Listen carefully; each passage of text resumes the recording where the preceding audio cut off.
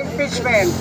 Kaya nandito po kami sa Senado upang ihayag ng Muslim Alliance ang kanilang mga saloobin para sa mamamayang Pilipino at sa buong mundo.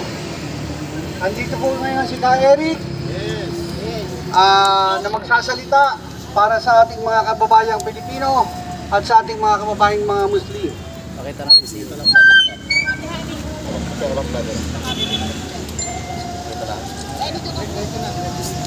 Magandang hapon sa ating lahat.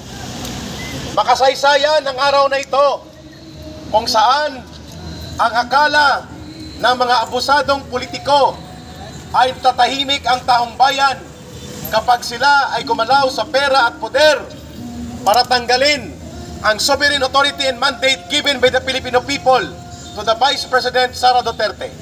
Ngayong araw na ito, ang Muslim Alliance to defend the sovereign mandate of the Filipino people given to the Vice President ay naipakita natin with more than 500 participants in more than 200 vehicles in a very rare occasion na ang nagsalita, ang nagbuo ng pagtitipon ay ang mga Muslim brothers and sisters natin. Pinuntahan natin ang House of Representatives kung saan nandun po niluluto ang mapangwasak at lason at basura na impeachment complaint na ang walang ibang kumukumpas at nagpupundo nito kundi si Martin Romualdez at ang kanyang mga alipures. At ginamit pa nila ang mga komunistang terorista nga grupo ng party list at mga convicted criminal kapareho ni Franz Castro. Ginamit nila ang mga impostor na aktivista ng grupo ni Ontiveros. Ginamit nila ang mga oportunistang politiko ng Dilawan at Pinklawan na binasura ng mamamayan. Ngayon, nang magsalita ang Iglesia ni Cristo, nagdahan-dahan sila. Pero ngayon, na hindi lang nagsalita, kundi kumilos na ang Muslim community brothers and sisters sa Metro Manila pa lang, ito na ang hudyat na hindi papayag ang milyong-milyong Pilipino na gamitin nila ang poder at pondo sa Kongreso para tanggalin, bastusin, lapastanganin at abusuhin ang mga pondo at kapangyarihan sa Kongreso sa pamamagitan ng mapangwasak na impeachment complaint na ang layunin ay tanggalin sa pagkapangalawang Pangulo si Sara Duterte.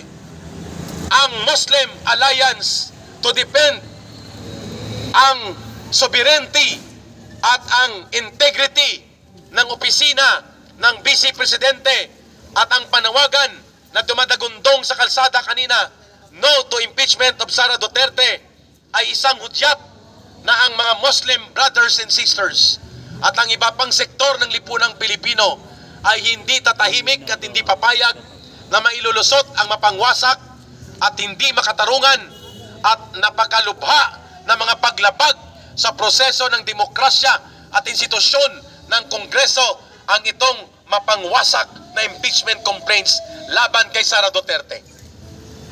So mga kapatid at mga kababayan, sinasaluduhan po namin na mga dating rebelde at mga kadre at mga organisasyon ng mamamayan sa ilalim ng Sentrong Alyansa ng Mamamayan para sa Bayan o Sambayanan ang lakas ng loob, ang tapang ng paninindigan at ang matalas na pagpapahayag na ginawa sa araw na ito ng Muslim Alliance to defend the integrity and the sovereignty given by the people as a mandate to the Vice President Sara Duterte.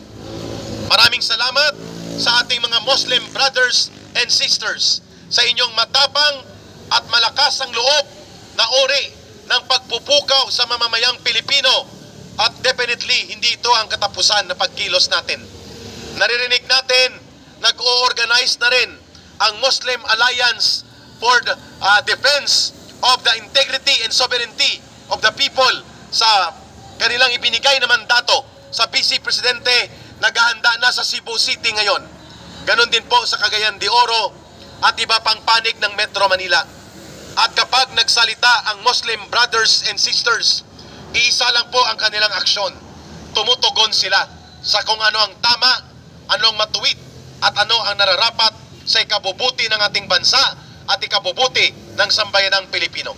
Muli, ito ay hudyat kina Martin Romualdez, kay Bongbong Marcos Jr., sa mga alipores nilang mga komunistang terorista at sa lahat ng nagpapagamit dito sa abusadong taktika ng impeachment laban kay Sara Duterte.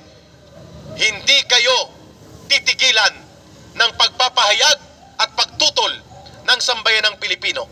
Muslim Alliance ang inyong nakita ngayon, at sa susunod na mga araw, mas malawak pa na mga sektor ng lipunang Pilipino ang sasabay dito. At para yan ay mabigyan pa ng karagdagang mga pagpapahayag, ibibigay ko muna ang punto sa oras na ito kay former Undersecretary Ben Ranque ng Marcos Alice Chan Coalition Movement. Walang hiya ka, bangag na Bongbong Marcos. Hindi ka ba kontento sa pagbubudol mo sa mga Pilipino? Nilinlang mo ngayon ang taong bayan na si Bibi Sara ang nagnakaw. Ngunit sa katotohanan, ikaw ang magnanakaw. Kayong mga Marcos magnanakaw. Tama! Ang ninyong mga Marcos magnanakaw. Kaya dapat Marcos Layan. Mula pa sa iyong ama Yes. hanggang sa iyong ina. Yun lang ang sinundan ninyo. Magnanakaw Marcos Romualdez Part 1. Ngayon, magnanakaw Marcos Romualdez Part 2. Yes. Tapos, linlangin ninyo ang taong bayan. Pinapalabas ninyo, pinapa-impeach ninyo si Bibi Sara. At tinaga ninyo si Bibi Sara. Nilinlang ninyo siya. Bakit siya ang i-accuse ninyo nga nagnakaw? Kaya inyong impeach. Putang ina kayo, kayo ang magnanakaw. Ayun, galit na si Yusik Ben. Kayo ang magnanakaw, hindi si Bibi Sara. Tama, sakit. Baliktad na ba ang mundo? Oo. Kayo ang magnanakaw. Tapos si Bibi Sara ang inyong i-impeach. Ikaw, Bongbong Marcos, ang dapat ma-impeach. Bakit? Marami kang kasalanan sa ating batas sa bansa. Number 1, yung pagkatao mo, Diktos. adik ka. Kaya nga nagkaroon ng leadership crisis dyan sa Malacanang. Correct. Kaya iba-iba nang nagdesisyon sa pagpatakbo sa gobyerno sa Pilipinas. Dahil wala kang utak, wala kang laman, wala kang alam. Utol-utol, butal-butal nga magsalita. Kaya nga, huwag mong i-accuse si Bibi Sara na siyang magnanakaw. Kaya ninyo i-impeach dahil sa katotohanan, sa history sa mundo, sa Guinness World Book of Records, ang mga Marcos ang magnanakaw. Nasa libro yan, Guinness. Buong mundo. Buong mundo. Sinunod mo na uli ngayon dahil nandyan ka, binudol mo kaming lahat. Pagkatapos, i-accuse mo si Bibi Sara na siyang magnanakaw. Ikaw ang magnanakaw. Ngayon, dapat ka nang umalis. Kasi magulo ang bansa ngayon sa pamumuno mo. Sabihin mo, maraming nag-destabilize sa inyo. Ang totoong destabilizer, Bongbong Marcos, ikaw. Kasi hindi mo makayang pamunuan ng bansang Pilipinas. Ang namumuno nito, ikaw, si Lisa, asawa mo, si Martin, mga komunista, kayo na lang mamuno dito. Hindi maganda yung ginawa mo, Bongbong Marcos. Kaya nga, marami nang nagdasal, sana hindi ka na magising. Tapat. Kaya nga, nung nagkaraban kami, maraming nag-thumbs up sa amin, maraming Dami. nagtaas ng kanilang kamay. Aprobado sa ginawa namin na maalis ka na sana. Kaya itong mga kawawang mga kapatid ni Bibi Sara na mga Muslim, hindi nakatiis, lumabas. Naglabas sa kanilang damdamin. Dahil kapatid nila si Bibi Sara, taga Mindanao, may dugong Muslim. Tandaan nyo, iba ang Muslim kung magalit. Alam mo yan. Kaya, dapat mag-isip ka. Huwag niyong ituloy ang impeachment. At hindi lang yan ang sigaw ng taong bayan. Bumaba ka na sa pwesto mo. Kasi kung hindi ka bumaba, mahaba ang 3 taon na pagtitiis ng mga Pilipino dahil sa kabubuhan mo. Ikaw sana ang mamuno, hindi si Lisa, hindi si Martin, hindi ang komunista. Pero anong ginawa mo? Wala kang isip. So kung wala kang isip, sa konstitusyon, may isang taong may isip. Si Pipi Sara, bumaba ka.